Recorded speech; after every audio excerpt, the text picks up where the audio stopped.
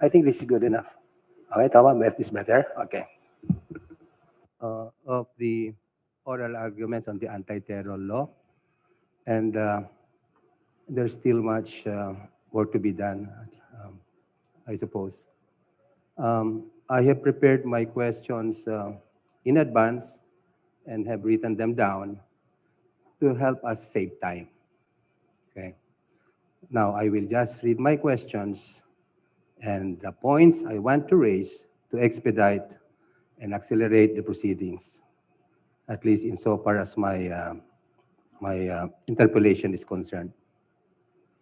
I guess this will also prevent me from deviating from my desired topic.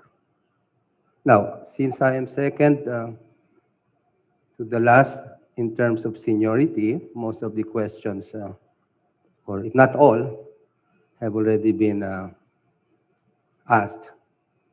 So, also in deference to the request of our chief, who earlier requested us to try to limit our questions to those questions that have not yet been raised previously or earlier. But I will try my best to accommodate his request in that regard. Okay. So, may I request Attorney or Congressman Colmenares to please step up to answer my first question.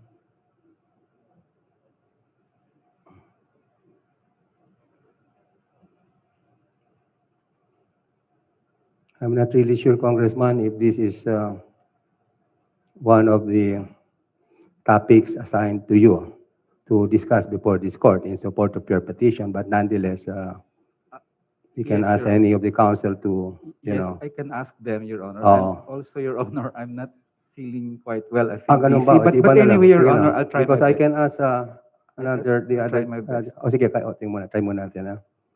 Yeah, because I really would like to hear the inputs coming from other counsels. So that we want to hear also the justices of this court, what they have to say, or for them to allow them to say their piece on the issue. Now, you mentioned earlier in the course of your the interpellation conducted by one of the justices that the problem is not really, or that the solution to the problem rather is good police work and not the passage of this anti-terror law, which, yes, which is that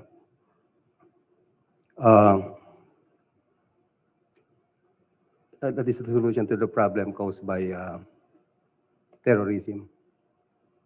Your Honor, that is one solution, Your Honor. But I'm saying, we are saying, Your Honor, that even if we need a law, that law cannot be allowed by this court that is of unbridled discretion, that is vague and overbroad, Your Honor, because that is the issue before this court, the constitutionality of this law. Okay. So whether or not they implement it, if some have the opinion they will implement it without abuses, some of the opinion that they will not implement it or without abuses, the issue before this court is actually whether that law violates the Okay, Constitution. Congressman, you Your Honor. stated that Thank you earlier po. already. Thank you No po. need to elaborate further on that point, I guess. Now, the way I see it, Congressman, terrorism is a much complex crime, requiring, as it does, some elaborate planning, precision timing, perfect execution, and a vast network of conduits and accomplices to carry out. It is nothing compared to the more common crimes as murder, theft, or robbery. A fine example is the 9/11 attack in US, which from media accounts was successfully launched because of the painstaking planning and the unexampled commitment of the perpetrators. Given the terrorist commitment to succeed and considering the elaborate planning, the furtiveness of the preparation and execution, and the damage that it causes, as explained by Justice Javier last time, don't you think that the authorities should be given some more slack in dealing with it? After all, it is not a simple conspiracy that can be discovered overnight or with little time at all, like in other common crimes, and the perpetrators or conspirators brought to justice because of some timely sleuthing skills. Terrorism is nothing near murder case in magnitude. Now, in this aspect of the crime, sir, don't you think some leeway may be given to the authorities to conclude their investigation and bring all perpetrators and conspirators to their knees? Isn't this the very purpose of the 14-day detention of suspected terrorists by virtue of a written authorization to ensure that terrorism, as much as possible, is eliminated at its very core?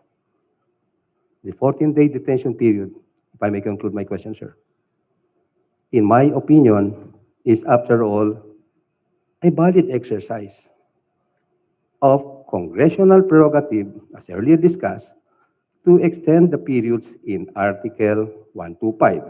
Isn't said period reasonable given the difficult task given to police and military authorities to weed out terrorism? You may now answer.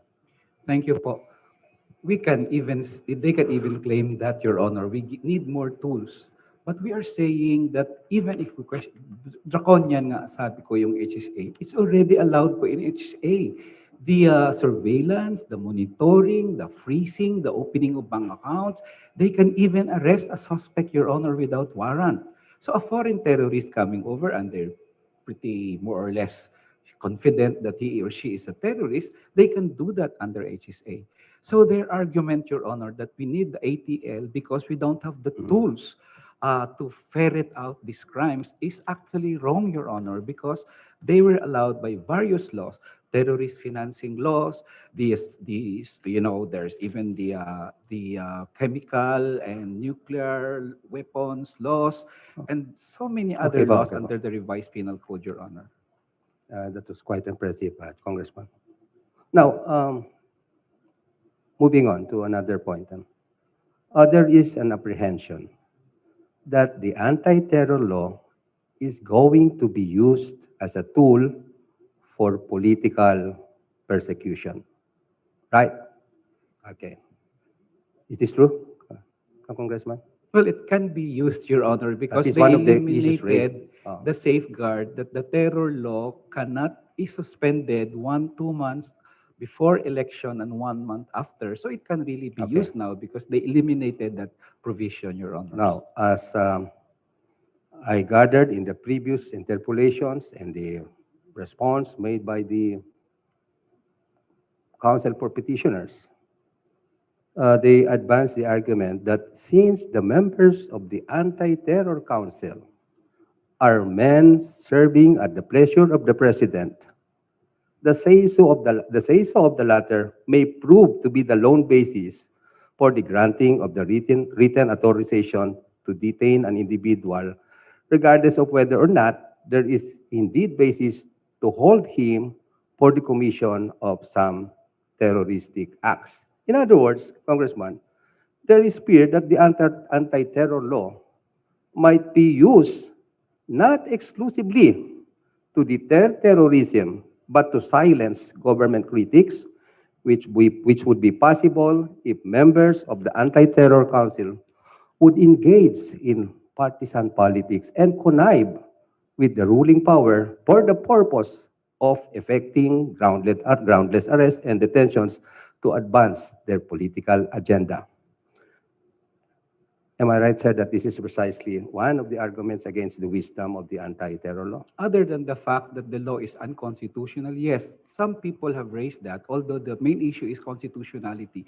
The track record of the ATC, red tagging, terrorist tagging, Caritas Belgium, Swedish Red Cross, so many activists, even universities, only shows that they are really a dangerous group, Your Honor. Okay. And we are not speaking from a lack of experience. We have seen the abuses, Your Honor. But I would like to stress, whether or not, because this can be contentious, they will not abuse, we will abuse. We have always been saying that it's the unbridled discretion. Can they arrest me? Arrestuhin mo nga si Colmenares.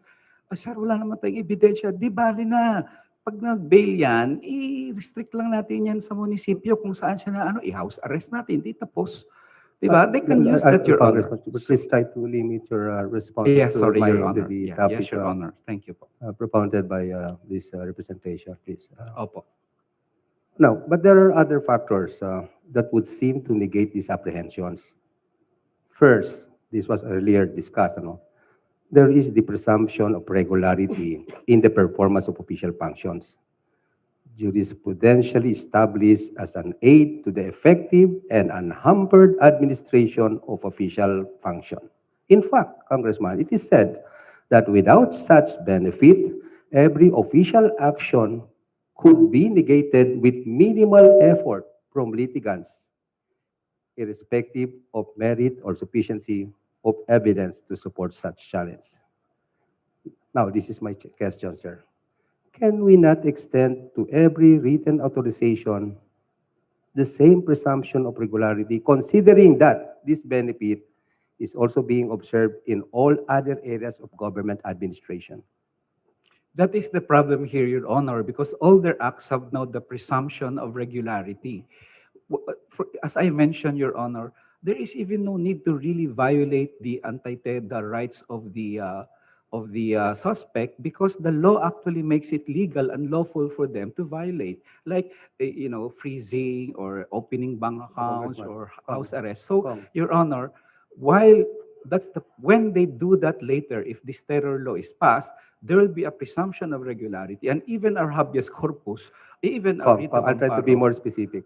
Sorry to. Opo.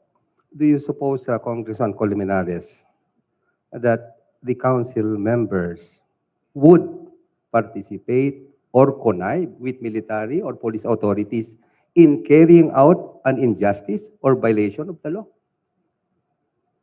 The presumption that public duties are being performed in a regular and legal manner has been adopted for a reason, one of which is that penalties prescribed for wrongdoings on the part of the public official is more serious, as they have been given the public trust and thus should remain faithful to their sworn duties to retain confidence reposed in them by the public. I would say that it would have been different, Congressman, if the task of determining the presence of these conditions were made to be undertaken by the military and police authorities, in which case we could expect a possibility of a farce or a false declaration of the presence of such conditions. However, for the council, Congressman, to participate in an outright and blatant subordination of their duties is, to my mind, a bit of a stretch. How do you see it, Council, from your viewpoint? Thank you po. Yes, well, the track record itself, Your Honor, shows. They have publicly announced I'm under surveillance. They have filed cases against me. Imagine, Your Honor, for kidnapping. Kidnapping. Kidnapping, Your Honor. Okay. And crimes against humanity and so on. They have filed cases against many activists. They have red tag, as I mentioned, almost all sectors of life. So what was the purpose there? For us, Your Honor, it strikes a firm conviction that they will actually use this not for the terrorists, And you're talking really. from personal experience. Yes Congressman. po. And also, as I personal knowledge din in a sense, Oh. others, Your Honor. But as I would like to reiterate, the issue here is the fact that this law is unconstitutional and they're given unbridled discretion to use it on a maute or a colmenares, Okay, Your Honor. I'll raise another point. Salamat po. Still on, the council, medyo importante po yan. There is another seemingly valid point. Again, in my opinion lang yan, Congressman. Opo. Is there anything in the Anti-Terror Act that would exempt members of the Anti-Terror Council from administrative or even criminal sanctions? Should they issue a completely baseless written authorization? If there is none, wouldn't sanctions or penalties like those imposable for perjury or under the Anti-Corrupt Practice Act adequate deterrent to prevent council members from issuing bogus written authorizations? I couldn't imagine of any, Your Honor, because Section Wala, 4, wala. no, Your Honor, because Section 4, they will always say, well, that's a bias against me. No, no, no, we believe kasi you're a suspect intending to Okay. interfere. Okay. So it's very vague and overbroad that they have a color of legality there in the sense that whatever you do, the law already empowers them to Okay. do that. So Sige, sige po. what can you do, Your Okay, Honor? let's put it like this. Supposing, Congressman, that a member of the council, in connivance with military or police officials, falsely proclaim that the conditions mentioned in the Anti-Terror Act have been met, and that henceforth the person to be arrested may be detained for 24 days without formally being charged in courts. Is that council member exempt from prosecution for perjury and other crime, like perhaps arbitrary detention? Is there anything in the ATA that so exempts such council member? Or in other words, does the ATA or the anti-terror law encourage or at least tolerate the commission of perjury and arbitrary detention as a means of perpetuating political persecution? What is your take on that, Congressman? Yeah, well, Your Honor, we can file, of course, a case for perjury, but they will say, well, the law says so that he is a suspect. How do I prove that I'm not a suspect, Your Honor? It's very difficult for me. Can I gather any evidence that they surveillance me or something? But the law allows them already, Your Honor. In fact, it's confidential. So maybe the law will allow you the right to file it, but the remedy is no longer effective, but is illusory, Your Honor, because the law has practically legalized the violation of rights, Your Honors. So I guess if the question is, can we file a case of perjury? Yes, definitely, Your Honor, but how do you even prove it when the law has actually allowed them untrammeled discretion to implement that, Your Honor? The provisions ano ba yun? About this, you're questioning the validity of provision for allegedly being violative of the ano bang section niya? Right to travel, something like that. Opo, opo. The right to bail and Yes. in detention incommunicado. Yes, Your Yes, Honor. Yeah. Is that still big, sir? Yes, tell me. I didn't hear, Your Honor. Again, please.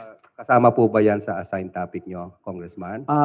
Yes, insofar as, Okay. yes, Your Honor, it's one of my topics, but it's divided among many. O, But sige. yeah, Article 34. Kayo na po para mas mabilis, ha? Just to fast track the proceedings.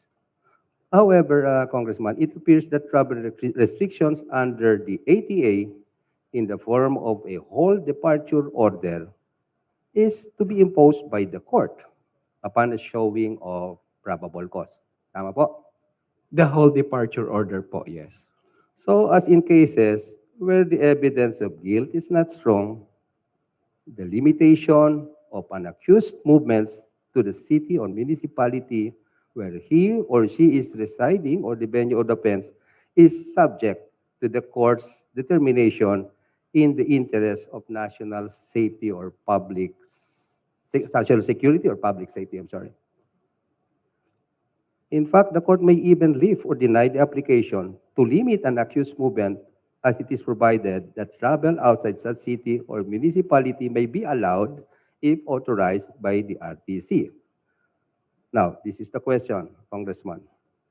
Doesn't the intervention of courts in cases like these constitute valid safeguards against apprehensions that the right to travel is being impaired?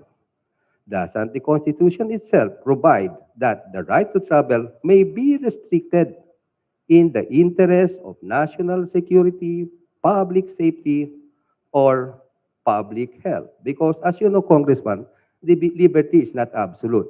You did mention that earlier.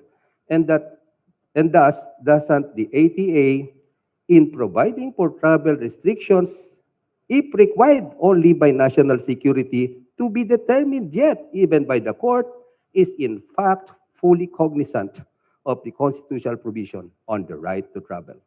Your answer, sir. Well, in the first place muna, Your Honor, the issue of restriction to the rights of travel on national security grounds, for example, is founded in the Constitution. But in this case, the evidence of guilt is not strong. So what is the basis of the ATC in detaining me in the municipality where they filed the case? They don't have even the basis to do that because the evidence of guilt is not strong. So in that sense, Your Honor, it's baseless. And secondly, I'm not even sure if the court has discretion because the law says the court shall restrict the travel of the accused upon the application of the prosecutor. So it's not even clear to me, Your Honor, does the court have the discretion? The law says the court shall restrict. And in fact, if you look at the IRR, Your Honor, it granted so many powers to the ICC, to the ATC, not in the law, Your Honor. And in this case, they even made it sure that the Okay. court shall order the house arrest Okay. of a person upon the Congress, I guess application. that would be enough. Thank you po. Thank Now, you po. one more question. please. Salamat po. Okay ka pala, kayang-kaya mo sagutin. If, for example, Congressman, the law should prohibit an accused under house arrest of, say, communicating with the outside world via any means available, but such restrictions may be overturned by the order of the court. Now, Congressman, do you suppose that there is still violation of the constitutional provision against in form of detention? Would denying an individual who has been placed under house arrest by a competent court access to communication still be considered as an incommunicado form of detention? And my last question is this. May I ask the petitioner, of course, you're taking up the cudgels for petitioners, Congressman, what is your concept of incommunicado? Yes, Your Honor. Well, we did say in the petition, it is akin, Your Honor, to the incommunicado detention. The first reason, Your Honor, why it's still violative the Constitution, other than the vagueness and the overbreadth of the law, of which I am suspected, but now the evidence of guilt, even in such a vague and overbroad law, is not even sufficient. Even if it's broad na broad ng ang batas, hirap pa rin sila mag-produce ng ebidensya. Oh. Ngayon, nasa house arrest po ako, it still violates. And the fact is, I have to ask permission from the court na i-afford ako na mag-communicate. Why? Why, Your Honor? Why should I ask? Why should I be given with the burden of doing that, Your Honor? When I was granted bail and the evidence of guilt is not strong, Your Honor. So parang overreach na talaga ito, Your Honor, in the sense na ang hina nga ng ebidensya nyo eh. Wala nga kayong basis for national security or public safety eh. Tapos, i-house arrest nyo. My God, Your Okay, Honor. Congressman. That's really That would too suffice. much Thank po. you very much for Salamat the po. very impressive discussion on that topic or subject matter. May last question na lang po, Chief, para kay Congressman, isang congressman naman. Congressman Lagman. Salamat po. Thank you po, Congressman.